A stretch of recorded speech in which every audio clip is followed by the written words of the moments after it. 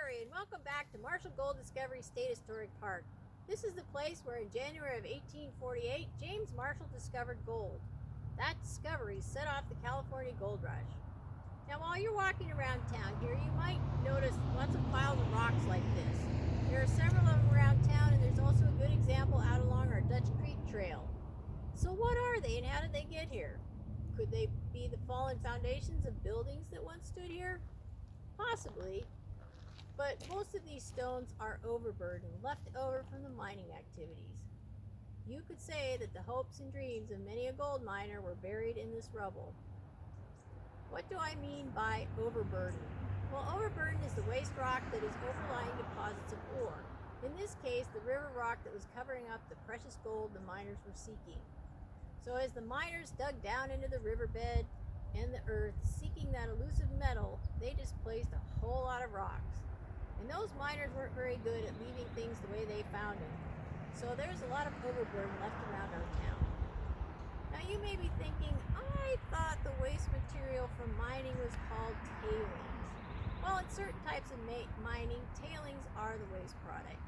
Tailings, however, materials left over from the mechanical processing and separating of ore from the surrounding rock.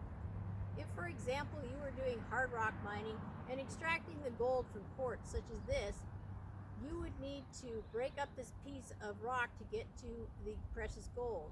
You might use something like this stamp mill here behind me.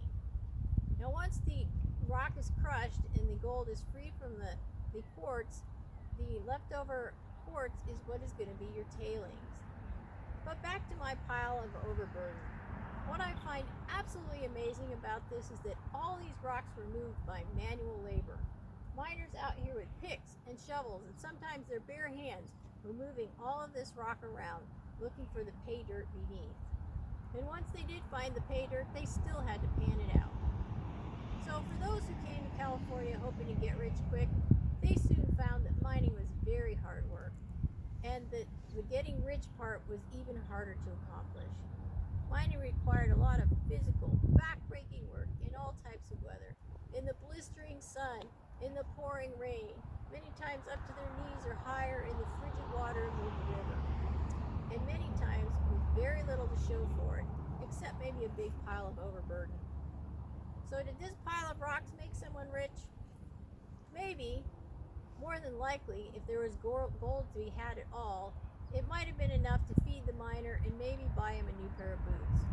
If a miner was able to do that, he was actually doing very well. I hope you've enjoyed this glimpse of Gold Rush history here at Marshall Gold Discovery State Historic Park. Check back again for more stories from the